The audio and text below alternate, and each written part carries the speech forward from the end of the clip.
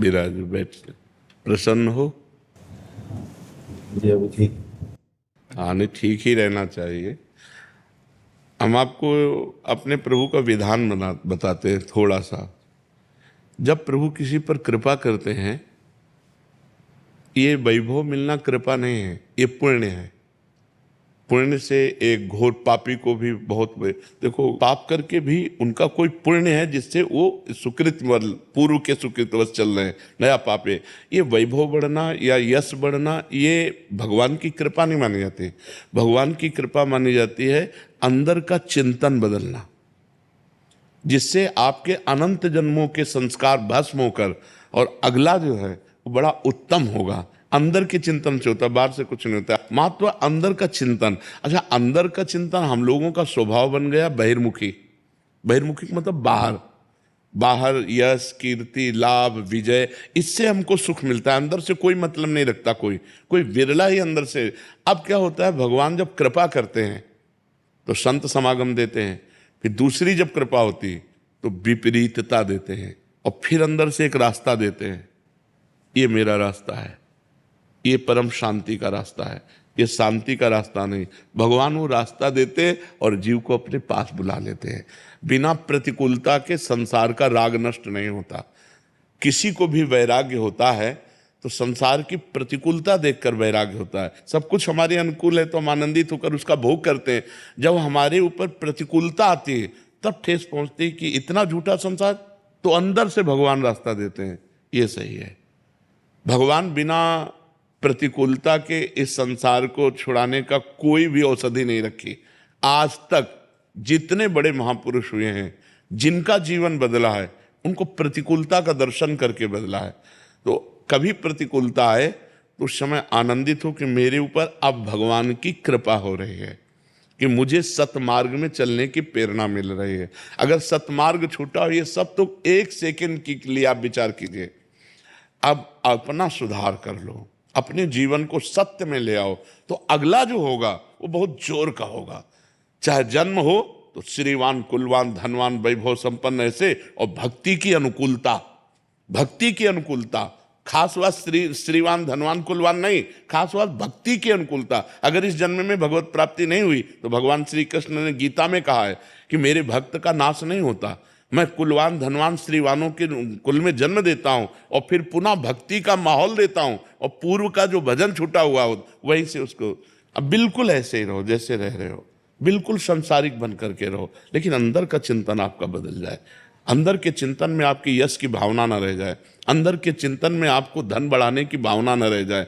अंदर का चिंतन हो जाए, प्रभु बहुत जन्म व्यतीत हो गए, अब एक बार आपसे मिलना चाहती हूँ, एक बार आपसे मिलना चाहते हैं प्रभु, मुझे आप चाहिए, अब संसार नहीं। तो बात बन जाएगी, तो बात बन जाएगी। तो इसलिए आनंद पूर्वक भगवान का नाम जप करो, बिल्कुल चिंता मत करो। बाबा, क्या नाम जप से हो जाएगा पूरा? ये हम अपने जीवन का अनुभव बताते हैं। सांख्य योग और अष्टांग योग और कर्म योग और भक्ति योग, चारों योगों में प्रवेश रहा है। पहले हम सन्यासी रहे 20 वर्ष सन्यासी रहे काशी विश्वनाथ जी। तो हम सांख्य योग, अष्टांग योग, जो अष्टांग योग है ना, अष्टांग योग कर्म योग, इन तीनों को अच्छी प्रकार जान करके और फिर भक्ति योग में आए हैं। स्वयं भगवान शंकर से बढ़कर कोई ज्ञानी तो नहीं ना, सनकादि से बढ़कर कोई ज्ञानी नहीं। वो हरिशरणम हरिशरणम सनकादि हर समय जपते रहते हैं। भगवान शिव राम राम राम राम राम राम जपते रहते हैं। हम वृंदावनवासी प्रिया प्रीतम के उपासी, तो जो राम में राह है वही राह है, जो धा है ये रस देने वाली वस्तु है।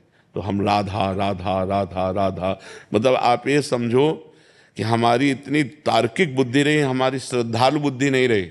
सन्यासी की जो बुद्धि होती है वो तर्क प्रधान होती, कसौटी पर कसने पर। तो हम केवल भावुकता में राधा राधा का प्रचार नहीं कह रहे कि हमने सुना और ऐसे ग्रंथों में पढ़ा और ऐसे कह रहे, स्वयं स्वाद लेके कह रहे और विश्वास के साथ कह रहे कि यदि आप राधा राधा जपते हो तो इसी जन्म में भगवत प्राप्ति हो जाएगी, इसी जन्म में। जैसे किसी से कहा जाए कि तुम सत्य बोलो, मंदिर में चढ़ के बोलो, तो हम मंदिर में नहीं, हम वृंदावन में बैठे हैं। करोड़ों मंदिर इसकी समानता नहीं कर सकते, भगवान का परम धाम है। अगर राधा राधा नाम चल रहा है तो इसी जन्म में भगवत प्राप्ति हो जाएगी। हमारी आखिरी श्वास यदि राधा, तो मुझे श्री जी की प्राप्ति, भगवान की प्राप्ति हो जाएगी, इसमें कोई संशय नहीं। और किसी साधनों की कोई आवश्यकता नहीं। आप केवल अंदर ही अंदर चलाइए और लिखिए। देखो, हम जो कह रहे हैं उसको समझो। बहुत अधिक नाम जपने की हमें चेष्टा नहीं करनी, कम संख्या हो लेकिन मन लगा करके हो।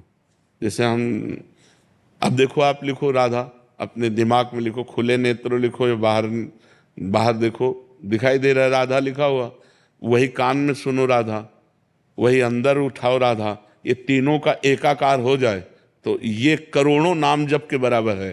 देखो, जैसे हम बोला राधा, ऐसे हम 1000 राधा नाम बोले तो हम बोला राधा, ये उपांशु है, इसे उपांशु कहते हैं।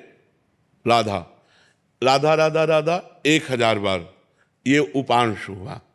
अब ये ऐसे उपांशु हम 10,000 बार जप करें, अंदर देखते हुए बोले राधा, उपांशु 10,000 बार नाम जप करने का फल एक बार मानसिक में है।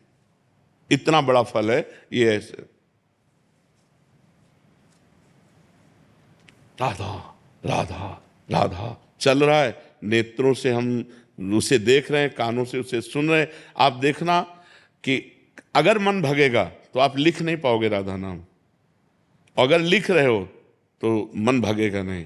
तो चाहे 10 बार लिखो, 100 बार लिखो, लेकिन एक अभ्यास बनाओ ऐसा कि कुछ समय शांति से स्नान आदि करके बैठ गए और राधा राधा लिख रहे हैं, उसी का चिंतन कर रहे हैं। इसे अपना जीवन बना लो, फिर आप परिणाम में खुद देख लेना। कोई घाटे का सौदा तो है नहीं, ठीक है। ये सखी को दे दे, ठाकुर शिव जी की है।